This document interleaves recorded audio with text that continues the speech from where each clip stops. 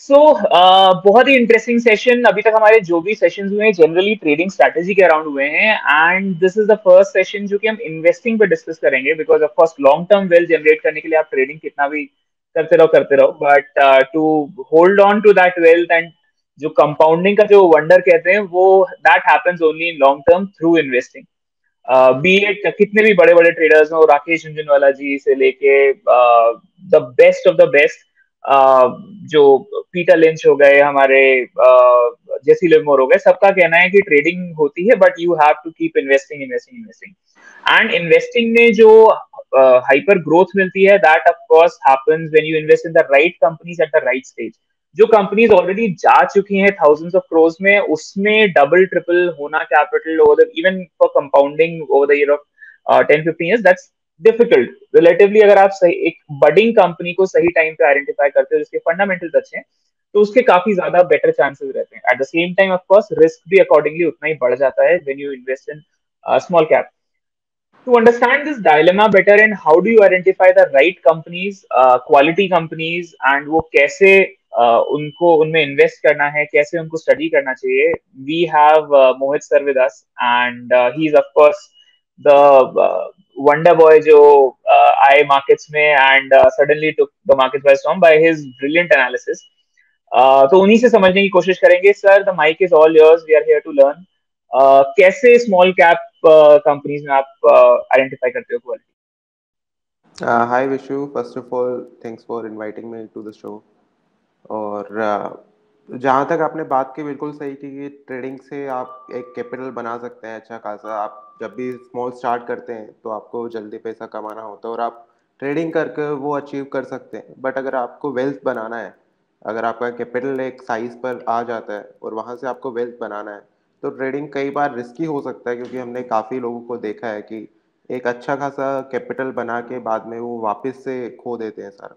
तो एक कैपिटल आने के बाद आपको काफ़ी डिसिप्लिन लाना होता है और डिसिप्लिन आप इन्वेस्टिंग के थ्रू ला सकते हो।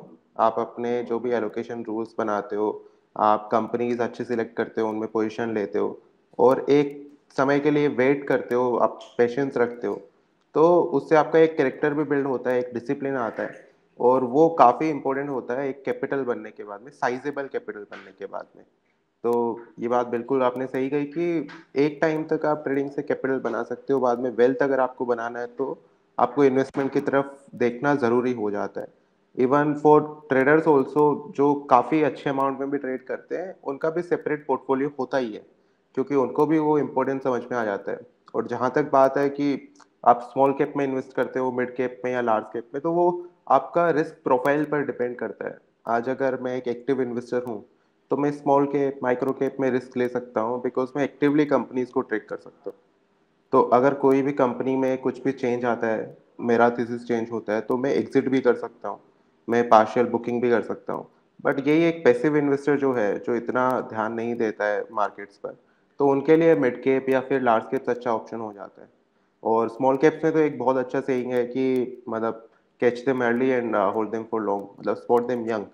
तो वही हमेशा करना होता है। जो भी कंपनी बहुत ही यंग है अभी और जिनको एक्सपीरियंस, जैसे विजय केडिया जी जो काफ़ी अच्छे इन्वेस्टर है, उनका एक फिलोसॉफी है कि आपको हमेशा मीडियम इन एक्सपीरियंस प्रमोटर हो और एम्बिशियस जो हो ग्रोथ के मामले में, उनको हमेशा सिलेक्ट करना चाहिए, क्योंकि वहाँ पर आपका अल्फा जनरेशन जो होता है, जो आप रिटर्न बना सकते हो अगेंस्ट मार्केट्स या अगेंस्ट इंडाइसिस, जो इंडाइसिस के ऊपर एक अल्फा बना सकते हो, वो काफ़ी हाई होता है। एग्जीक्यूशन रिस्क हर जगह होता है।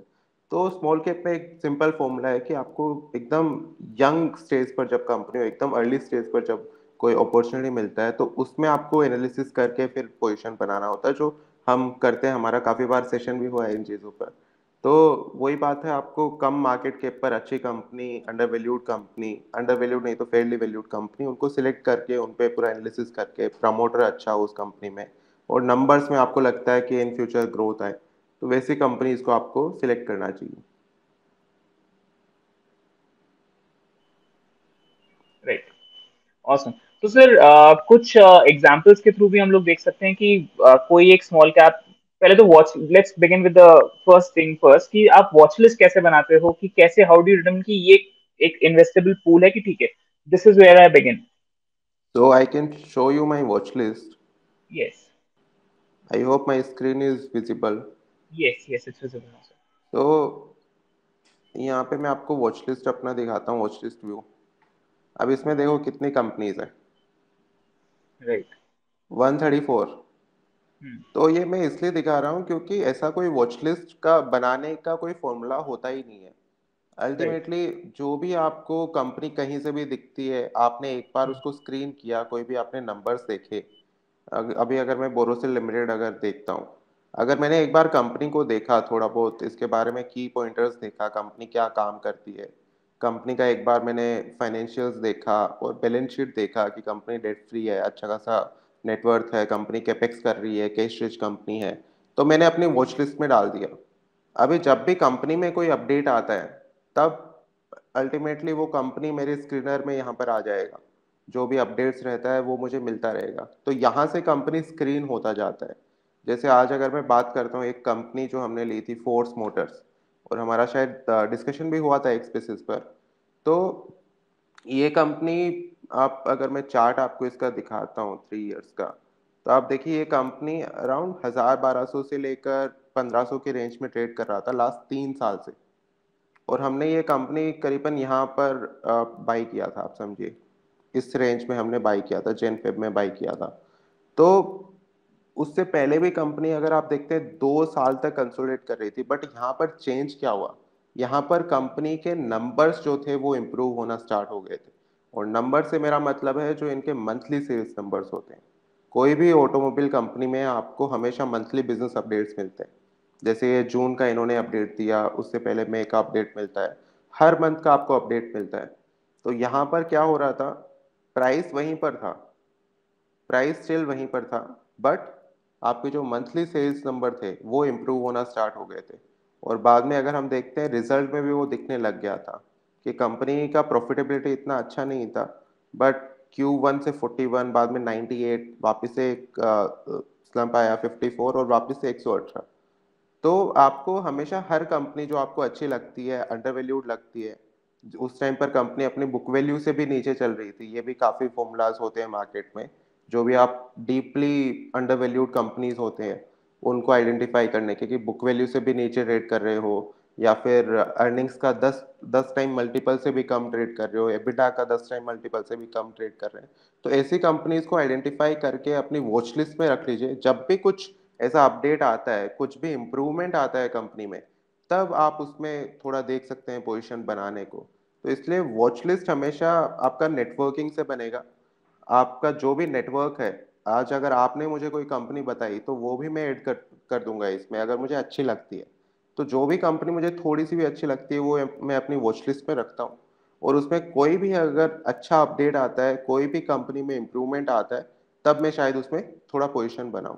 ऑसम। तो सर ये तो हो गया कि वॉच लिस्ट हो गया, एंड देन आप उसको स्क्रीनर पे उसमें काफी सारे फैक्टर्स ट्रैक करते हो। तो व्हाट वुड यू से आर टॉप 5 फैक्टर्स में भी जो कि आप देखते हो और आपको लगता है कि नहीं यार ये कंपनी में कुछ गड़बड़ है एंड इसमें नहीं इन्वेस्ट करना चाहिए? सो फर्स्ट ऑफ ऑल, कोई भी कंपनी में मतलब सेक्टर टू सेक्टर भी डिपेंड करता है। आज हम्म। अगर कोई भी सिक्लिकल कंपनी का मैं एग्जांपल देखता हूँ, जैसे कोई भी मेटल सेक्टर में कंपनी है, तो ये हम्म। एसेट हेवी बिजनेसेस होते हैं। तो इनको हम्म। कैपिटल का रिक्वायरमेंट हमेशा बहुत ज़्यादा होता है। तो हम्म। इनका अगर हम बैलेंस शीट जाकर देखते हैं, तो जैसे हम्म। मैं आपको दिखाता हूँ, अभी स्क्रीन शेयर करता हूँ। आई होप स्क्रीन अभी दिख रहा होगा। यस। तो अभी मैं अगर टाटा स्टील जैसी कंपनी का एग्जांपल लेता हूँ, तो टाटा स्टील का आप एक बार बैलेंस शीट देखिए। डेट 85,000 करोड़ का है और नेटवर्थ 1 लाख करोड़ का है। तो 0.8 टाइम्स वो डेट टू इक्विटी रेशियो हो गया, 0.85 टाइम्स हो गया। तो डेट हमेशा हायर साइड पर रहेगा। अगर मैं कोई छोटी कंपनी का भी एग्जांपल लेता हूँ, जैसे टाटा स्टील की एक जो सब्सिडरी कंपनी है, टाटा स्टील लॉन्ग प्रोडक्ट्स, तो आप इन पे देखिए 1,000 करोड़ का नेटवर्थ है और 15,000 करोड़ का डेट है। ये तो चलो थोड़ा सा ज्यादा है क्योंकि उन्होंने एक्विजिशन किया है नीलाचल के एसिड्स का, बट स्टिल जो भी मेटल सेक्टर में कंपनीज है उन पे आपको डेट ज्यादा देखेगा। अब अगर मैं यही कोई दूसरा सेक्टर में कंपनी देखता हूँ, कोई भी अप्लायंसेस में देखता हूँ, जैसे एक कंपनी में देखता हूँ हिंदवेयर होम इनोवेशन, तो इसमें आप देखिए 600 करोड़ का आपका नेटवर्थ है और 1,000 करोड़ का डेट है। तो जनरली मैं ऐसी कंपनीज को अवॉइड करता हूँ जिनमें बोरोइंग्स काफी ज्यादा हो, एज कम्पेयर टू उनका नेटवर्थ, उनका बोरोइंग्स काफी ज्यादा हो, और राइट। कंपनी में ग्रोथ भी काफी कम हो, कि कंपनी हम्म। ने काफी ज्यादा लोन लिया हुआ है मार्केट से बट कंपनी ग्रो नहीं कर पा रही है, कंपनी का जो कैपिटल एलोकेशन है वो प्रूडेंट नहीं है, उन हम्म। कंपनीज को मैं हमेशा अवॉइड करता हूँ। और हम्म। दूसरा बात, कंपनी का अगर कोई ग्रोथ में स्टेगनेंसी हो, जैसे आपको मैं एक कंपनी दिखा सकता हूँ जो कंपनी काफी टाइम, जैसे क्यूपिड लिमिटेड करके एक कंपनी है, तो हम्म। आप इसका अगर 5 साल का परफॉर्मेंस देखेंगे तो कंपनी यहाँ पर भी 200 रुपये था अराउंड, आप 10 साल का हम्म। भी अगर उठा के देखते हैं तो हम्म। कंपनी ने 2015 में अराउंड 395 का हाई लगाया था, कंपनी अभी भी 300 रुपीज चल रहा है। तो आप हम्म। 2015 से देखते हैं, यहाँ पे 34 करोड़ का एबिटा था, और यहाँ पर एक साल अच्छा आया वापस से 36 करोड़ का एबिटा। तो कंपनी हम्म। जब भी ऐसा अनइवन या इनकंसिस्टेंट नंबर्स पोस्ट करती है तो उसमें मैं एक बार के लिए अवॉइड करता हूँ, बेटर नंबर्स का एक उम्मीद करता हूँ, जब भी नंबर्स इंप्रूव होते हैं तभी जाके पोजीशन बनाया जाता है। तब तक इन राइट। कंपनीज में मैं अवॉइड करता हूँ जिनमें भी ग्रोथ स्टेगनेंट है, क्योंकि अल्टीमेटली मार्केट को ग्रोथ पसंद है, जितना ज्यादा ग्रोथ होगा उतना ही ज्यादा मार्केट आपको मल्टीपल देता है। आज के केस में आप क्यूपिड देखते हैं तो अराउंड 12-13 के मल्टीपल पे चल रहा है, जबकि जो भी इसके कंपटीटर आप देख लें, भले टीटीके हेल्थ केयर देख लें या फिर आप मैनकाइंड देख लें, तो टीटीके हेल्थ केयर आज के रेट में लॉस मेकिंग कंपनी है, स्टिल उसको एक अच्छा खासा मार्केट कैप देता है मार्केट। आप देखिए 1800 करोड़ का मार्केट कैप है उसका, अगर अपन इसको 600 करोड़ का वन टाइम इनकम को हटा दे तो कंपनी इतना प्रॉफिटेबल भी नहीं है। तो क्योंकि मार्केट को ग्रोथ पसंद है, अगर आप ग्रोथ देते जाते हो मार्केट को तब मार्केट आपको एक अच्छा मल्टीपल देता जाएगा, अगर ग्रोथ नहीं है तो मार्केट मल्टीपल नहीं देगा। तीसरा चीज, जब मैं कोई भी कंपनी अवॉइड करता हूँ, जैसे वेलिएंट ऑर्गेनिक्स का एक एग्जांपल देता हूँ, जिसमें हमने लॉस किया नो डाउट, ये हमारा आप समझ लीजिए कि प्ले आउट नहीं हुआ थीसिस, और इसका सबसे बड़ा रीजन था, आप देख सकते हैं शेयर होल्डिंग पैटर्न में, जो प्रमोटर का सेलिंग था। मार्च 17 में प्रमोटर का 52% का होल्डिंग था। अब आप अगर year on year promoter holding देखते हैं तो प्रमोटर होल्डिंग हमेशा कम होता गया, मतलब अराउंड 52% से 38% हो गया। तो ये एक शॉर्ट कमिंग था, आप मान लीजिए ये एक हमारा मिस्टेक था जो हमने बहुत राइट। जल्दी रियलाइज नहीं किया। जब भी कोई कंपनी में प्रमोटर्स या फिर इनसाइडर्स, इनसाइडर्स में डायरेक्टर्स भी आते हैं, इनसाइडर्स में जो प्रमोटर के बिल्कुल क्लोज रिलेटिव्स हैं जिनका भी डिस्क्लोजर कंपनी को देना होता है, अगर उनका सेलिंग होता है किसी भी कंपनी में तो आपको कॉशियस हो जाना है, हमेशा आपको उस केस में राइट। कॉशियस हो जाना है। और शेयर होल्डिंग पैटर्न आपने देख लिया, अगर प्रमोटर या जो भी इनसाइडर्स है, जो भी की मैनेजरियल पर्सनल्स है, उनका अगर सेलिंग होता है तब कॉशियस हो जाना है। आखिरी पॉइंट जो मैं आपको बताऊंगा जिसमें आपको थोड़ा सा कोशिश होना चाहिए, जब कंपनी में related party transactions with its subsidiaries बहुत ज्यादा हो, जैसे कि इसका सबसे बड़ा एग्जांपल मिर्जा इंटरनेशनल है, जो अभी सारा स्ट्रीमलाइन कर रहे हैं। आज तक मिर्जा इंटरनेशनल, और जिसमें रेड टेप भी था, अभी रेड टेप डीमर्स हो के अभी आई थिंक अगले हफ्ते या फिर उससे अगले हफ्ते 10 दिन में लिस्ट हो जाना चाहिए। तो मिर्जा इंटरनेशनल में आप देखेंगे रिलेटेड पार्टी ट्रांजेक्शन्स बहुत ज़्यादा होते थे, जो उनका यूरोपियन सब्सिडरी था, इवन जो उनका बांग्लादेश का सब्सिडरी था। तो अब उन सबको ये सोल्व कर रहे हैं थ्रू देयर ये स्कीम ऑफ अरेंजमेंट, जिसमें वो अपना जो यूरोपियन सब्सिडरी है उसको मिर्जा के अंदर मर्ज कर चुके हैं, जो आरटीएस करके उनका कंपनी है, और रेड टेप पूरा डीमर्ज हो रहा है। तो जो रिलेटेड पार्टी ट्रांजेक्शन्स थे वो काफी हद तक कम हो जाएंगे, और कंपनी ने किया भी है। तो जब भी किसी कंपनी में आरपीटीज बहुत ज्यादा हो, प्रमोटर के साथ में, केएमपीज के साथ में, या फिर सब्सिडरीज के साथ में, तो उस केस में भी आपको थोड़ा सा कोशिश होना चाहिए, आपको इवेल्युएट करना चाहिए कि ये ट्रांजेक्शन्स कैसे हो रहे हैं। क्योंकि काफी टाइम अगर आप देखते हैं कंपनीज अपने सब्सिडरी में ही सेल करके आपको रेवेन्यू दिखा देंगे, प्रॉफिट दिखा देंगे, जो कि असल में रेवेन्यू और प्रॉफिट होता नहीं है, वो आप सिर्फ सब्सिडरी को सेल कर रहे हो। तो आरपीटीज भी आपको एक देखना होता है, वो कंपनी अगर आप सर्च करते हैं रिलेटेड पार्टी ट्रांजेक्शन तो कंपनी वो अपडेट देती है, जो भी रिलेटेड पार्टी ट्रांजेक्शन्स होते हैं। अगर मैं यहाँ पर सर्च करता हूँ,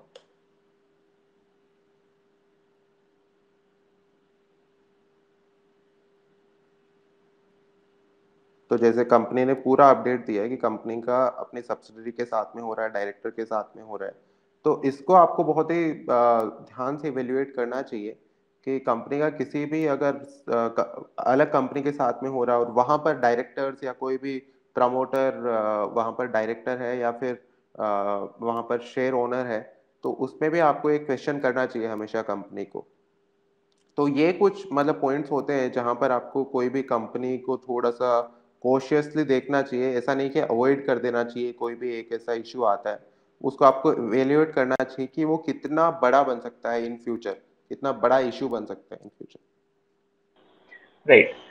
एंड सर, टॉकिंग अबाउट जो पॉजिटिव फैक्टर्स हैं, इसमें what is the minimum period that you observe a company for, कि मतलब जैसे आपको देखना है तो लेट्स से कोई कंपनी लिस्ट हुई है जो 2-3 साल पहले लिस्ट हुई है, तो would you still go for it उसके 2-3 साल के बिहाफ पे, या फिर आपको चाहिए कि 5 साल का ट्रैक रिकॉर्ड हो या समथिंग लाइक दैट?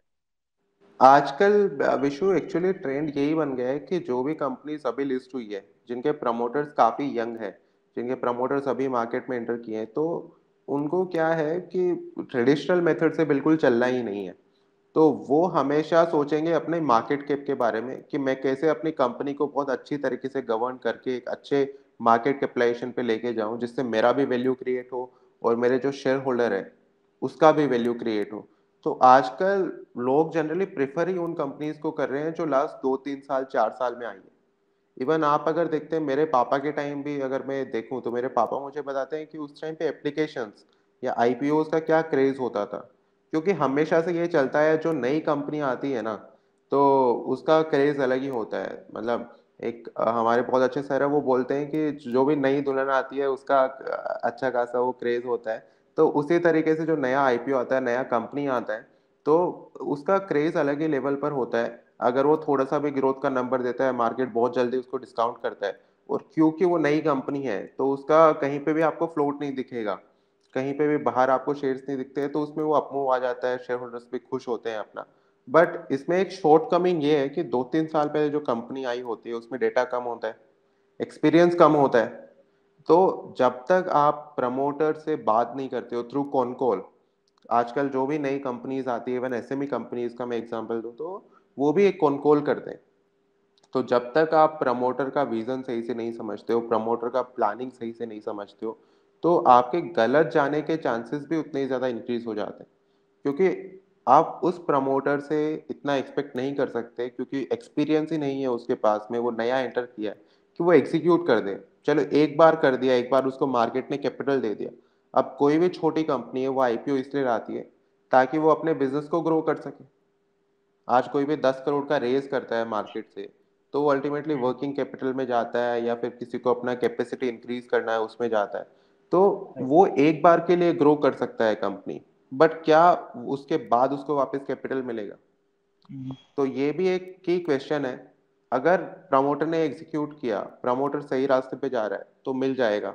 अगर प्रमोटर फर्स्ट जो आईपीओ के बाद में रेस किया उसमें ही फेल हो गया तो आगे एग्जीक्यूट ही नहीं कर पाएगा, क्योंकि कोई कैपिटल देने वाला ही नहीं होगा। तो ऐसे ही 2018-19 में काफी एसएमई आईपीओज आए थे और आज उनका नाम ही कोई नहीं जानता, और काफी तो उसमें से डीलिस्ट भी हो गए। तो जब तक लिक्विडिटी अच्छा खासा रहता है तब तक हर कोई गधा घोड़ा सब दौड़ता है। बट एक टाइम जब लिक्विडिटी चला जाता है, तब जो प्रमोटर अच्छे होते हैं, जिनका विजन एकदम सॉलिड होता है, जिनके पास बैकिंग अच्छी होती है, वो ही सरवाइव कर पाते हैं। Right, right, perfect. Next sir, मुझे जानना है, तो एक तो फैक्टर जैसे हमने देखा कि ग्रोथ की ईयर ऑन ईयर उनका ग्रो होना चाहिए, एंड उसी के बेसिस पे ही मार्केट को, क्योंकि वो पसंद है तो हम लोग को देखना है, एंड इवन इफ प्रॉफिट्स कम भी हैं बट वो ग्रो कर रहे हैं तो that is something that is a positive thing. तो एक तो ये चीज हो गई। What can I have like some more 3 to 4 factors जो कि आप देखोगे कि जिनको आप पॉजिटिव काउंट करते हो, लेट्स से जैसे पी रेशियो हम लोगों ने देखा कि ये पी रेशियो कितना है, तो उस and with those factors what is the range that you favour, कि पी रेशियो लेट्स से कि अगर आई थिंक पीटर लिंच के अकॉर्डिंग लेस देन 10 है तो फिर वो फेवर करते थे उनको। तो what are your, I called you Peter Lynch of India before also, तो आपके अकॉर्डिंग क्या फैक्टर्स है, ऐसे कौन से 4-5 फैक्टर्स होंगे जो कि आप देखते हो कि ये अच्छे लग रहे हैं मुझे, टॉप 4-5 फैक्टर, एंड किस रेंज में होने चाहिए वो? हाँ एक्चुअली विशु, आजकल क्या मार्केट बहुत चेंज हो गया है, तो पी रेशियो काफ़ी, आप समझ लीजिए आपको बहुत कंपनीज, अभी अगर मैं एक यहाँ पर स्क्रीन लगाता हूँ स्क्रीनर में, जैसे क्रिएट न्यू स्क्रीन, अब मैं पी रेशियो करता हूँ कि बिलो 10 होना चाहिए। सॉरी, ये कुछ गलत हुआ क्या? हाँ, प्राइस टू अर्निंग जो है वो बिलो 10 होना चाहिए। मेरे पास कितने रिजल्ट आ गए? 426 कंपनीज आ गई। अब मुझे इनमें से राइट। सिलेक्ट करना है। तो पी रेशियो ऐसा कोई रूल नहीं होता है आपको। अल्टीमेटली कंपनी, आजकल लोग महंगा खरीदना ज्यादा पसंद करते हैं। आज अगर मैं आपको क्यूपिड का एग्जांपल दूं, क्योंकि ये कंपनी हम ओन करते हैं और अगेन रिकमेंडेशन नहीं है, सिर्फ एजुकेशनल पर्पज से, तो इसको 12 का मल्टीपल मिलता है। और ये 10% चला है इसलिए 12 का हो गया, नहीं 10 से नीचे मल्टीपल मिलता था इसको। राइट। बट कंपनी में अगर जब तक कुछ ग्रोथ नहीं है, तो पीटर लिंच का एक और कंसेप्ट है पीईजी का, पीई ग्रोथ का। तो अगर कोई कंपनी अपना अर्निंग्स 10% से ग्रो करती है, तो उसको पीईजी ऑफ 2, मतलब 10 को आप 2 से मल्टीप्लाई कर तो 20 का मल्टीपल मिल सकता है, 20 का पी मिल सकता है। अगर कोई राइट। कंपनी 20% से अपना अर्निंग ग्रो कर रही है, consistently year on year growth आ रही है, तो उसको पीईजी मिल सकता है 40 का, मतलब सॉरी पीई मिल सकता है 40 का। तो पीईजी हो गया 2 टाइम्स का। राइट। तो आप पी का कंसेप्ट फॉलो करने से अच्छा आप पी ग्रोथ का कंसेप्ट आप फॉलो कीजिए, जिसमें राइट। आप कोई भी industry, industry to industry depend करेगा। अगर कोई भी अच्छा इंडस्ट्री में, कोई भी हाई ग्रोथ इंडस्ट्री में कंपनी वर्क कर रही है, जैसा रिन्यूएबल एनर्जी एक हाई ग्रोथ इंडस्ट्री है, या फिर आप जो भी इलेक्ट्रिक व्हीकल्स का है, जो भी नई अभी इमर्जिंग सेक्टर्स है, उनमें जो भी कंपनी 20%, 30%, 40% से अपना अर्निंग्स ग्रो कर रही है, तो उनको एक पीईजी मिल सकता है 1 to 1.5 टाइम्स, और ऑन द हायर साइड उनको 2 टाइम्स का एक पीईजी आप दे सकते हो। तो अगर किसी कंपनी को 10 का पीई मिल रहा है, और अगर वो सिर्फ 5% से अपना अर्निंग्स ग्रो कर रही है, तो आई थिंक वो फेयरली वैल्यूड है। उसमें आप बहुत राइट। ज्यादा अपसाइड का उम्मीद नहीं कर सकते। अगर उसी कंपनी का जो ग्रोथ गाइडेंस है वो रिवाइज हो जाता है कि मैं इस साल 20% का ग्रो करूंगा, तो इसमें एक अपने लिए अच्छा एग्जांपल है रिको ऑटो का। तो रिको ऑटो हमने पहले से पोजीशन बनाई हुई है, और अगेन रिकमेंडेशन नहीं है, सिर्फ एजुकेशनल पर्पस के लिए। तो रिको ऑटो आप यहाँ पर देखिए अराउंड 42 रुपीज चल रहा था। और अगर मैं 5 साल का चार्ट लगाता हूँ रिको ऑटो में, तो 2018-19 से कंसोलिडेट ही कर रहा था। कोई भी प्राइस में अपमूव नहीं था, 5 साल तक प्राइस कहीं पर नहीं गया था। अब आप इनके अगर नंबर्स देखते हैं, तो नंबर्स में आपको एक स्टेगनेंसी दिखेगी, 52, 58, 51, 17। अब यहाँ पर कोविड आया तो नंबर्स वीक हो गए। अब आप FY23 देखेंगे तो मैनेजमेंट ने यहाँ पर गाइडेंस दिया कि हम अपने नंबर्स है वो वापस इंप्रूव करेंगे। Year on year top line का जो ग्रोथ गाइडेंस वो 20% से ऊपर का दिया, और मार्जिन में भी इम्प्रूवमेंट का एक उन्होंने इंडिकेशन दिया था। वो मैं आपको दिखा भी सकता हूँ यहाँ पर, अगर हम पहले के नोट्स जाके देखते हैं। तो आप देखिए कैपेक्स न्यू प्रोडक्ट्स, ये गाइडेंस जून का जो कॉन कॉल था, जून 22 का, उसमें कंपनी ने गाइडेंस दिया, company is confident in achieving it's revenue target of 2350, और company is confident in meeting target with enough capacities in place. तो यहाँ पर आप देखिए कंपनी का जो 4-5 साल का एक रफ पेज था, जब कंपनी ने कुछ भी टॉप लाइन का ग्रोथ नहीं दिया था, 1000 से टॉप लाइन जो है वो अराउंड 1500, मतलब 5 साल में आपने 50% ग्रो किया है, मतलब आपने 10% का ग्रोथ दिया है। तो उसमें मार्केट आपको 15 का एक पी दे देगा। और ये तो मैं टॉप लाइन देख रहा हूँ, मैं अर्निंग्स तो अभी देख ही नहीं रहा, क्योंकि अर्निंग्स में तो राइट। कुछ आपका ग्रोथ ही नहीं है, मार्जिन आपके डिप्रेस हो गए। बट यहाँ से कंपनी ने एक गाइडेंस दिया कि हम इतना ग्रोथ कर देंगे अगले साल में, और उससे अगले साल में भी इतना ग्रोथ एक्सपेक्ट कर रहे हैं एज पर द कैपेसिटीज और जो भी हमारा ऑर्डर बुक है। तो उस पर फिर मार्केट थोड़ा सा फॉरवर्ड लुकिंग हो जाता है, और फिर अच्छा वैल्यू करने लग जाता है। आज कंपनी ने अगर 24 से 51 किया, तो एक अब राइज है आप, क्योंकि मार्जिन इंप्रूव हुए हैं, नेट प्रॉफिट अराउंड डबल हुआ है, तो मार्केट ने आज इसको 27 का भी मल्टीपल दिया हुआ है, जबकि अभी ग्रोथ आना बाकी है। और यहाँ से अगर 50, अगर मैं आपको बताऊं 51 का अगर 100 का इसका प्रॉफिट होता है, तो माइट भी मार्केट एक बार के लिए इसको हायर मल्टीपल दे दे। पर अगेन, इसीलिए मैंने आपको बोला कि किस इंडस्ट्री में कंपनी ऑपरेट कर रही है वो सबसे बड़ा क्वेश्चन है, क्योंकि सिर्फ एक पीईजी के बेसिस पे आप किसी भी कंपनी को मल्टीपल नहीं दे सकते। पीईजी आप हायर उसी कंपनी में दोगे जो कोई इमर्जिंग सेक्टर में से है, या तो राइट। रिन्यूएबल एनर्जी स्पेस में है, कोई इलेक्ट्रिक व्हीकल्स हैं, तो उनको आप हायर पीईजी देखोगे बिकॉज अपॉर्चुनिटी साइज मैसिव है।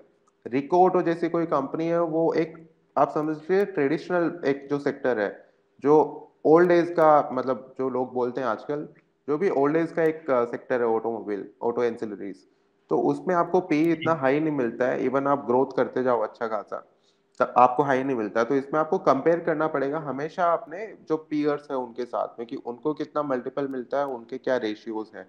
तो पीईजी तो एक बात हो गई, बाकी आपको कंपनी के रिटर्न रेशियोज भी चेक करने होंगे कि कंपनी का आरओसी आरओई क्या है। तो मैं जनरली देखता हूँ कोई भी कंपनी में अगर मैं इन्वेस्ट कर रहा हूँ, जैसे मैं एक एग्जांपल देता हूँ जिम लेबोरेटरीज का, तो आपको हमेशा देखना होगा कि उसका जो इंक्रीमेंटल आरओसी या आरओई है, रिटर्न ऑन कैपिटल एम्प्लॉयड, जो भी कंपनी कैपिटल एम्प्लॉय कर रही है अपनी बिजनेस एक्टिविटीज में, भले ही वो थ्रू कैपेक्स कर रही हो, कोई नया कैपेसिटी डाल के कर रही हो, या फिर अपनी वर्किंग कैपिटल में डाल रही है, जो कंपनी के day to day operations run करने के लिए कैपिटल चाहिए, या फिर कंपनी को अपना कैपेसिटी बढ़ाने के लिए कोई भी हम्म। कैपिटल चाहिए, तो उस पे कंपनी क्या रिटर्न निकाल रही है। तो मैं जनरली प्रेफर करता हूँ जिस भी कंपनी में मैं इन्वेस्ट करूँ, उसका इंक्रीमेंटल आरओसी 1 से 2 साल बाद का आरओसी जो है, वो 15 से 20% से के आसपास होना चाहिए, या फिर उससे ऊपर होना चाहिए। तभी वो कंपनी एक अच्छी कंपनी की कैटेगरी में मतलब फॉल करेगी मेरे अकॉर्डिंग। और कंपनी का आरओए भी करीबन 15% से ज्यादा होना चाहिए। क्योंकि आप समझिए, अगर कंपनी जो भी आरओए मतलब रिटर्न ऑन इक्विटी, जो भी कंपनी का नेटवर्थ है उसके ऊपर कंपनी कितना बना रही है, क्योंकि आज की डेट में आपको एफडी में 7 से 8% मिलता है, तो कम से कम उसका आप डबल मान के चलो, उतना कंपनी का आरओई होना चाहिए। तो ये भी राइट। कुछ फैक्टर्स है जो मैं हमेशा कंसिडर करता हूँ। कोई भी कंपनी में जो इंक्रीमेंटल उसका आरओई आरओसी है, वो हमेशा 15% से ज्यादा होना चाहिए, एक रफ आप फिगर मान के चलिए। और कंपनी इन फ्यूचर डिविडेंड भी पे करे, वो भी एक क्लियरिटी होना चाहिए, मैनेजमेंट से आपको पूछना चाहिए। क्योंकि जब कंपनी का ग्रोथ का फेस होता है, तब कंपनी अपना सारा कैपिटल कैपेक्स में और जो भी वर्किंग कैपिटल है उसमें डालने को ज्यादा कोशिश करती है। बट एक बार के लिए जब कंपनी एक सेचुरेशन के लेवल पे आ जाती है, तब डिविडेंड भी पे करने लग जाती है। सेचुरेशन नहीं तो कंपनी के पास एक्स्ट्रा प्रॉफिट जनरेट होने लग जाते हैं, तब कंपनी थोड़ा बहुत डिविडेंड भी पे करती है। बाकी अगर आपको मैं एक मतलब सेक्टर वाइज एग्जांपल दिखाऊं, तो जिम लेबोरेटरी जैसे कंपनी, ये भी हम होल्ड करते हैं, अगेन रिकमेंडेशन नहीं है। तो ये कंपनीज को आपको आइडेंटिफाई करना होगा जो फार्मास्यूटिकल सेक्टर में है, और जिनका आर एन डी स्पेंड जो है। आज अगर मैं जिम लेबोरेटरीज के केस में बात करता हूँ, जिम लेबोरेटरीज 400 करोड़ के रेवेन्यू पे करीबन 25 करोड़ का आर एन डी स्पेंड करती है, जिसमें मैक्सिमम वो अपने जो पेन है उसमें हिट लेकर कर रही है। कंपनी का लास्ट ईयर प्रॉफिट 24 करोड़ था और R N D spend 25 crore का था, और आज की डेट में मार्केट कैप 600 करोड़ का है। तो अगर वो हम्म। कंपनी का एक बार रेवेन्यू अच्छा खासा आने लग जाए, आरएनडी में भी दो टाइप के स्पेंड होते हैं, एक होता है रिकरिंग और एक होता है कैपिटलाइज्ड। तो जिम का जो मैक्सिमम 80% जो आरएनडी स्पेंड है वो रिकरिंग है, स्टिल कैपिटलाइज नहीं हुआ है। तो फार्मा इंडस्ट्री में, फार्मा सेक्टर में आपको उन कंपनीज पे भी फोकस करना चाहिए जो आज की डेट में बीइंग प्रॉफिटेबल आरएनडी पर अच्छा खासा स्पेंड कर रही है। उन कंपनीज पर हमेशा फोकस करना चाहिए। और अगर इसका एग्जांपल आप देखें तो आपको प्रेजेंटेशन में जाकर मिल भी जाएगा कि कंपनी कितना आरएनडी पर स्पेंड कर रही है।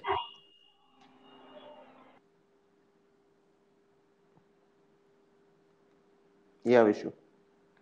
Right. Right. Awesome. Understood sir. Next आपने डिविडेंड का एक पॉइंट बताया कि दिस इज इंपॉर्टेंट कि जब फाइनली वो थोड़ा मैच्योर स्टेज पे आती है तो उनके डिविडेंड के क्या प्लान्स हैं। तो if a company does issue dividend end of course उसका तब ग्रोथ मैच्योरिटी की तरफ हो रही होगी, तो फिर हो सकता है उसके हमें रेवेन्यूज वगैरह में भी एक स्टैग्नेशन दिखाई दे, तो you would does that mean कि you would prefer not to take entry in companies जिन्होंने डिविडेंड देना शुरू कर दिया है ऑलरेडी, क्योंकि उनका ग्रोथ या फेज में भी बहुत वो। अच्छा पॉइंट है ये। अगर कोई भी कंपनी का आज की डेट में डिविडेंड यील्ड बहुत ज्यादा है, मतलब उनमें ग्रोथ काफी कम है, तो ये आप कोई भी अगर पीएसयू कंपनी में देखते हैं, जैसे कोल इंडिया एक कंपनी हो गया, इसका डिविडेंड यील्ड आज की डेट में 9% है और स्टॉक 5 के पीई पर ट्रेड करता है। बट उसका आप एक रीजन समझिए, ग्रोथ भी है। कंपनी का जो प्रॉफिट्स है, यहाँ पर भी कंपनी 17,000 करोड़ का प्रॉफिट करता था, यहाँ पर भी कंपनी 17,000 करोड़ का प्रॉफिट किया है। एक अबनॉर्मल ईयर आया है मार्च 23, जब कंपनी के प्रॉफिट्स अच्छे खासे इंक्रीज हो गए ड्यू टू जो कोल के प्राइसेस हैं, बट वापस से वो नॉर्मलाइज होना स्टार्ट हो गए। तो कंपनी ने 10 साल में कोई भी ग्रोथ नहीं किया है, और हो सकता है अगले 10 साल में, being a non EST sector, कोई भी ग्रोथ ना आए इतना, तो डिविडेंड यील्ड हमेशा हाई रहेगा। बट इस इधर ही आपको डिसाइड करना होता है कि वो वैल्यू ट्रैप है या फिर एक वैल्यू बाई है। तो राइट। हमेशा डिविडेंड यील्ड अगर जिस भी कंपनी में ज्यादा होगा और ग्रोथ कम है, तो आपको रिटर्न स्टॉक प्राइस के टर्म्स में आपको कुछ भी रिटर्न एक्सपेक्ट नहीं करना है, आपको सिर्फ डिविडेंड मिल सकता है। अगर मैं अपना फिलोसॉफी के अकॉर्डिंग जाऊं तो मैं डीप वैल्यू बाई देखता हूं, जैसे फोर्स मोटर्स हो गया, रिकॉर्ड हो गया, जो मुझे बुक वैल्यू के नजदीक मिल रहा है और पूरा डिप्रेस्ड वैल्यूएशंस पर है। और उधर मैं पी नहीं देखूंगा, उधर मैं रिटर्न रेशियोज नहीं देख सकता हूँ, उधर मैं कुछ रेशियोज जैसे प्राइस टू बुक है या फिर प्राइस टू सेल्स है वो देख सकता हूँ, और फर्दर कंपनी में क्या इंप्रूवमेंट आ रहे हैं वो देख सकता हूँ। क्योंकि कंपनी, ऐसी कंपनीज में मैं डिविडेंड एक्सपेक्ट कर नहीं सकता। अब फोर्स मोटर्स का एक एग्जांपल अगर मैं दूं तो इनका डिविडेंड बहुत ज्यादा नहीं है, बट एक अच्छी चीज ये है कि कंपनी ने कंसिस्टेंटली डिविडेंड पे किया है। इवन उन सालों में भी डिविडेंड पे किया है जब कंपनी पर प्रेशर था काफी अच्छा खासा। जब कोविड आया था, कंपनी के सेल्स और प्रॉफिट्स भी डाउन थे, तब भी कंपनी ने डिविडेंड दिया है।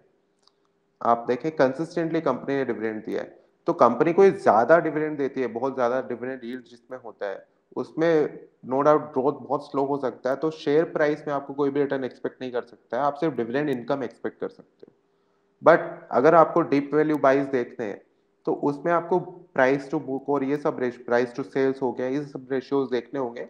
और साथ के साथ अगर कंपनी डिविडेंड देती है, जैसे फोर्स मोटर्स ने दिया ड्यूरिंग इट्स बेड टाइम्स, तो वो कंपनी और अच्छी होती है। बट मिर्जा इंटरनेशनल भी आज हम देखते हैं, तो ये कंपनी जब हमने सिलेक्ट की थी बहुत लोअर लेवल्स पे, तो इसमें भी सबसे अच्छी बात यही थी कि कंपनी ने कभी भी डिविडेंड देना बंद नहीं किया।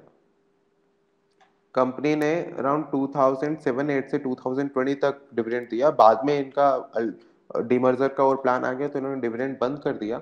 बट कंपनी ने कंसिस्टेंटली डिविडेंड दिया, हर साल डिविडेंड दिया। तो ये एक निशानी भी होती है, कंपनी थोड़ा थोड़ा अगर अपने शेयर होल्डर्स को डिविडेंड देती जाए, तो मतलब कंपनी एक शेयर होल्डर फ्रेंडली कंपनी है, शेयर होल्डर को थोड़ा थोड़ा रिवॉर्ड कर रही है। अगर उसका स्टॉक प्राइस चल रहा है वैसे शेयर होल्डर को रिवॉर्ड मिल रहा है, और साथ के साथ अगर कंपनी डिविडेंड दे रही है तो भी आपको रिवॉर्ड मिल रहा है। बट डिविडेंड यील्ड जहां पर बहुत ज्यादा हाई है, तो वहां पर आपको सिर्फ डिविडेंड ही मिलेगा, आपको स्टॉक प्राइस में अप्रिसिएशन का उम्मीद नहीं करना चाहिए। Right, right, understood, understood sir. Okay.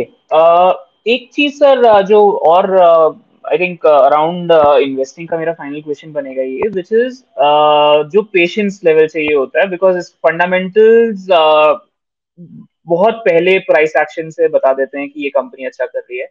And often it happens कि वो सालों साल all the companies consistently doing good और सब कुछ है, बट मार्केट ने अभी उसको नहीं पहचाना है, मार्केट को भी नहीं समझ में आया है कि उसका प्राइस लेवल, वो डिस्कवरी नहीं हुई है उस लेवल पे। तो what do you do then? Do you keep holding it for years and years, या आप या होता है तो क्या पीरियड होता है जिसमें कि आप अपना पेशेंस रखते हो? तो मतलब मैं हमेशा बोलता हूँ विशु कि पेशेंस के साथ साथ कन्विक्शन, क्योंकि पेशेंस तो कोई भी रख सकता है, और पेशेंस क्या है, आपका फोर्स्ड इन्वेस्टमेंट हो जाता है। काफी टाइम आपने कोई ट्रेड लिया और वो फिर 10% नीचे चला गया, आपसे नहीं बिका, तो वो आपका एक लॉन्ग टर्म इन्वेस्टमेंट हो गया। तो उसमें आपका कन्विक्शन कहीं पर नहीं है, और उसमें आप इन्वेस्टर नहीं बन जाते हो पेशेंस रखकर। तो पेशेंस के साथ साथ अगर आपका एनालिसिस है और उस पर कन्विक्शन है, तभी आप एक रियल इन्वेस्टर कहलाते हो। जितना मतलब मैं आज आज तक समझा हूँ, पेशेंस के साथ साथ कन्विक्शन उस कंपनी पे, उसके बिजनेस पर, उसके फ्यूचर प्लान्स पर, उनके प्रमोटर्स पर, वो काफी जरूरी होता है। अगर आपको वो अंडरस्टैंडिंग आ गया, अगर आप वो समझ चुके हो, तो आई डोंट थिंक कि होल्डिंग पीरियड आपके लिए कुछ भी कंसर्न है। आज काफी कंपनीज है मतलब मेरी पोर्टफोलियो में, जो मैं लास्ट आप समझ लीजिए 7 साल से होल्ड कर रहा हूँ या 8 साल से होल्ड कर रहा हूँ। तो अगर आपको प्रमोटर्स पे कन्विक्शन है और उनके बिजनेस प्लान पर कन्विक्शन है, तो इवन एक ऐसा फेज आता है जब कंपनी में ग्रोथ नहीं आता है, ग्रोथ थोड़ा स्टेगनेंट हो जाता है, बट प्रमोटर का आगे एक विजन है, एक आपको विजिबिलिटी प्रमोटर दे रहा है कि मैं आगे जाकर ग्रो करूंगा। तो उन कंपनीज में जिनमें आपका कंफर्ट लेवल एक अच्छा खासा इंक्रीज हो जाता है उनके बिजनेस पर, तो जैसे मैं अगर एक एग्जांपल दूं बोरोसिल लिमिटेड का, तो बोरोसिल लिमिटेड एक ऐसी कंपनी है जो कंसिस्टेंटली लास्ट आप समझ लीजिए 5-6 साल से ग्रो कर रही है, 5-6 साल क्या लास्ट 10 साल से ग्रो कर रही है अपना। पहले एक ब्रांड था कंपनी का, अभी 6 से ज्यादा ब्रांड कंपनी के बन गए। और प्रमोटर पे आपको कन्विक्शन है, मिस्टर श्रीवर खेरुका, मतलब आई rate him is one of the best promoter, one of the best small cap promoter in India. तो ऐसी कंपनीज में जहां पर आपका कंफर्ट लेवल काफी हाई हो जाता है, उनमें आपका होल्डिंग पीरियड कितना भी लंबा हो सकता है। इवन अगर मैं एग्जांपल दूं, मिसेस वेक्टर्स फूड करके एक कंपनी है जिसमें हमने पोजीशन बनाया कुछ टाइम पहले, तो ऐसी कंपनीज में आपका कंफर्ट लेवल ही इंक्रीज हो जाता है। तो होल्डिंग पीरियड सच में मायने नहीं रखता है। जब तक कंपनी ग्रो कर रही है, जब तक कंपनी का ग्रोथ गाइडेंस है, विजिबिलिटी है, एक लॉन्ग टर्म आउटलुक है कंपनी का, तब तक आपका होल्डिंग पीरियड कितना भी हो सकता है। आज मेरे कुछ फ्रेंड्स है जो एपीएल अपोलो को लास्ट 5-6 साल से होल्ड कर रहे हैं, तो उनका आप समझ लीजिए वेल्थ क्रिएशन किस लेवल पर हुआ है। तो अल्टीमेटली आपको बिजनेस समझना है, कन्विक्शन लाना है अपने अंदर। अगर वो कन्विक्शन मिसिंग है तो पेशेंस रखने से भी कुछ नहीं होता। हमने काफी कंपनीज देखी है, बहुत छोटी छोटी कंपनीज, जिनमें हमने मतलब इतना कन्विक्शन नहीं आया, फिर भी सोचा कि लंबे टाइम देखते हैं क्या होता है कंपनी में, कुछ ना कुछ तो चेंजेस आएंगे, बट वो चेंजेस कभी नहीं आते। तो आपको इनिशियली ही बिजनेस पढ़ के, प्रमोटर के बारे में रीडिंग करके कन्विक्शन आता है, फिर डिस्कशन आप किसी के भी साथ करिए, क्योंकि इन्वेस्टिंग एक ऐसा वास्ट टॉपिक है जिसमें कभी भी डिस्कशन एंड नहीं होता है। और आज अगर हमने 30 मिनट का भी सेशन किया तो हम कुछ भी कवर नहीं कर पाते, क्योंकि आप पूरा दिन बात कर सकते हैं। सबके अलग अलग थॉट प्रोसेस होते हैं, सबका अलग अलग माइंडसेट होता है, और सबके अलग अलग व्यूज होते हैं। तो हमेशा अपने आप को रिफाइन करते रहिए। कुछ गलतियां होगी, नो डाउट, शुरू में मेरे से भी हुई थी, सबसे होते हैं इन्वेस्टिंग में। बट एक टाइम के बाद में वो आपके जो भी कंफर्ट लेवल कैसे आता है किसी भी प्रमोटर पे, किसी भी कंपनी में, वो आपको अंडरस्टैंडिंग आ जाएगा। फिर आप आई थिंक इन्वेस्टिंग और बेटर वे में कर पाओगे। Right, right, perfect. Next sir, final, ये तो हो गई इन्वेस्टिंग में कंपनीज आपने कैसे आइडेंटिफाई करी। जो इसमें एक और फैक्टर आपने बीच में बताया था, विच वाज कि इंडस्ट्री से कंपैरिजन में भी हमें देखनी होती है चीजें। So when do you decide, मतलब how do you look at कि इंडस्ट्री में क्या चल रहा है। सो कंपनी तो मैंने, लेट्स से अगर मेरे, if I am already, let's say I am in financials और आईटी इंडस्ट्री या बैंकिंग में, तो थोड़े बहुत मुझे समझ में आएगा कि इंडस्ट्री में कौन सा प्लेयर क्या करता है, क्या पोजिशनिंग है। But broadly, how do you look eight sectors and how do you identify कि अभी इसका टाइम आने वाला है या कौन सा होने वाला है। जैसे कहते हैं कि हमेशा जब भी कोई अप या डाउन, बुल और बियर साइकिल नया शुरू होता है, तो उसके लीडर्स चेंज होते हैं। तो how do you look eight industry, कि इस इंडस्ट्री में घुसना है कि इस इंडस्ट्री में है, और उनके कैसे पेयर्स आइडेंटिफाई करते हैं तो मतलब विशु, आप जिस चीज़ की बात करो, टॉप डाउन अप्रोच हो गया। आप कोई भी आप? सेक्टर को आइडेंटिफाई करते हो और उसका एकदम रिसर्च करते हो टिल द एंड, जहाँ पर आप कंपनीज भी आइडेंटिफाई करते हो। तो सबसे पहला जो मैं फॉलो करता हूँ पॉइंट, वो है कोई भी सेक्टर जो काफ़ी टाइम से परफॉर्म नहीं किया है। जैसे आप ऑटो सेक्टर का एग्जांपल ले लीजिए। जब हमने रिको ऑटो या फोर्स मोटर्स आइडेंटिफाई किया था, तब तक ऑटो सेक्टर ने ही अपने जो 52 वीक हाई था या फिर लाइफ टाइम हाई था, वो क्रॉस नहीं किया था। जबकि ऑलरेडी जो निफ्टी है, वो अपना ऑल टाइम हाई कब का क्रॉस कर चुका था और 52 वीक हाई के आसपास ट्रेड कर रहा था। तो जो भी सेक्टर थोड़ा सा बीटन डाउन है, और जिनमें आपको कंपनीज गाइडेंस दे रही है ग्रोथ का कि हम अभी थोड़ा इम्प्रूवमेंट वाली साइड पर है। इवन आप काफ़ी रिपोर्ट्स पढ़ते हैं, जैसे ऑटो सेक्टर के लिए मैंने क्रिसिल का क्रेडिट रेटिंग रिपोर्ट पढ़ा था, जिसमें उन्होंने ऑटो और ऑटो एंसिलरी सेक्टर को बहुत अच्छे से कवर किया था। तो क्रिसिल जैसी रेटिंग एजेंसीज है, वो कंपनीज के साथ में बैठते हैं, पूरा एनालाइज करती है। तो उनका आप रेटिंग कभी मत पढ़िए, उनका आप हमेशा पूरा रिपोर्ट है वो पढ़िए, उसमें आपको बहुत अच्छा इंसाइट्स मिलेगा। तो कोई भी सेक्टर जो बहुत ही डिप्रेस्ड वैल्यूएशंस पर अवेलेबल हो और बहुत ही बीटन डाउन सेक्टर हो, उसको सबसे पहले हम ट्रेक करने का कोशिश करते हैं। बीट ऑटो, ऑटो से पहले अगर आप फार्मा का भी एग्जांपल दे, तो फार्मा को एक कोविड का बूस्ट जरूर मिला था, केमिकल्स को भी मिला था, बट वो ऑलरेडी बीटन डाउन थे काफी। जैसे आज का एग्जांपल अगर मैं देखता हूँ, टेक्सटाइल्स काफी बीटन डाउन है। टेक्सटाइल का कोई ऐसा इंडेक्स नहीं है, बट टेक्सटाइल अभी बहुत बीटन डाउन है, कोई टेक्सटाइल की तरफ देख ही नहीं रहा है। और कंपनीज, अब ये तो हो गया सेक्टर का, आपने सेक्टर एक आइडेंटिफाई कर लिया कि ऑटो में आपको इम्प्रूवमेंट दिख रहा है, ऑटो सेल्स इंप्रूव हो रहे हैं, और धीरे धीरे उनके रॉ मटेरियल के प्राइसेस नीचे आ रहे हैं, तो कंपनीज के मार्जिन भी इंप्रूव होंगे। अब ऑटो में मैं अगर कंपनीज आइडेंटिफाई करने जाता हूँ, तो उसमें मैं देखता हूँ कौन सी कंपनी सबसे ज्यादा बीटन डाउन है। क्योंकि कोई भी खराब सेक्टर जब अच्छा करने लगता है, तो उस सेक्टर की सबसे खराब कंपनी सबसे अच्छा करती है, क्योंकि वो ऑलरेडी सारा जो उसमें वर्स्ट है वो फैक्टर्ड इन है। तो उसमें कुछ भी इंप्रूवमेंट आता है सेक्टर में, तो कंपनी में थोड़ा भी इंप्रूवमेंट आने पर आपको एज ए शेयर होल्डर बहुत बड़ा रिटर्न मिलता है, जो कि फोर्स मोटर्स में आज के डेट में हुआ है। अभी तक नंबर्स नहीं आए, जो असली नंबर्स आने हैं वो आएंगे FY 24 में, बट मार्केट ने पहले ही थोड़ा थोड़ा डिस्काउंट करना चालू कर दिया, because market is always forward looking. तो कोई भी सेक्टर जो खराब कर रहा है, जो बीटन डाउन है, जो डिप्रेस्ड वैल्यूएशन पर अवेलेबल है, उस सेक्टर की सबसे खराब कंपनी को आप एनालाइज करो सबसे पहले। खराब कंपनी से मेरा मतलब ये नहीं कि वो बंद हो चुकी, आप हिंदुस्तान मोटर्स को एनालाइज करने बैठ गए। कोई ऐसी कंपनी जो वर्किंग हो, जो सेक्टर का है, क्योंकि बुरा टाइम आया इसलिए थोड़ा पिट गई, सबसे ज्यादा पिट गई, तो उन कंपनी को, जैसे SML Isuzu करके एक कंपनी है, तो वो भी काफी नीचे वैल्यूएशंस पे मिल रही थी। तो कोई भी सेक्टर जो बीटन डाउन है, उसको हम मतलब इस तरह से आइडेंटिफाई करते हैं। और कंपनीज को आइडेंटिफाई आप प्राइस टू बुक के हिसाब से कर लो। जैसे फाइनेंशियल्स अभी काफी लोगों ने आइडेंटिफाई किया था, फाइनेंशियल हमारा फोटे नहीं है, तो हम फाइनेंशियल्स को थोड़ा सा अवॉइड करते हैं, बट उसमें आप प्राइस टू बुक फॉलो करते हो जनरली। जैसे अभी PSU बैंक्स में काफी अच्छा रैली आया था आज से 1 साल पहले, तो लोगों ने प्राइस टू बुक देखकर आइडेंटिफाई किया था काफी शेयर्स को, काफी कंपनीज को PSU बैंक्स सेक्टर के अंदर ही। तो सारे जो सेक्टर्स हैं उनके KPIs जो रहते हैं, की परफॉर्मेंस इंडिकेटर्स जो रहते हैं, वो अलग अलग रहते हैं। तो आपको उनको देखकर कंपनीज आइडेंटिफाई करना चाहिए। तो अभी हमें लगता है टेक्सटाइल का आई थिंक अच्छा टाइम आ सकता है, बिकॉज बीटन डाउन वैल्यूएशंस पर अवेलेबल है। तो कोई भी सेक्टर जब अच्छा नहीं करता है, तो उसके कंपनीज भी इतना अच्छा नहीं करती है और वैल्यूएशंस काफी डिप्रेस्ड हो जाते हैं। तो वहां से कुछ भी छोटा सा भी इंप्रूवमेंट आता है, क्योंकि अभी सबको लग रहा है बुरा होगा बुरा होगा, छोटा सा भी इंप्रूवमेंट आता है तो री रेटिंग बहुत बड़ा हो जाता understood. Awesome awesome. Well, this was very enlightening sir. बहुत बहुत सारी इंफॉर्मेशन आई थिंक आज मिली है, बहुत कुछ सीखने को मिला है, but of course this was definitely not enough. तो I think we should keep more and more sessions around this. I will come up with more questions. I am sure इस सेशन को देख के बहुत सारे क्वेश्चंस हमारे पास comments में भी आएंगे। Audience please put down those questions in the comments, and हम लोग एक और सेशन करेंगे उन क्वेश्चंस पे और डीप डाइव करके और समझने की कोशिश करेंगे आपसे। है। या थैंक यू विशु, एंड या डेफिनेटली हम और सेशंस करेंगे। Alright, thank you so much for your time sir.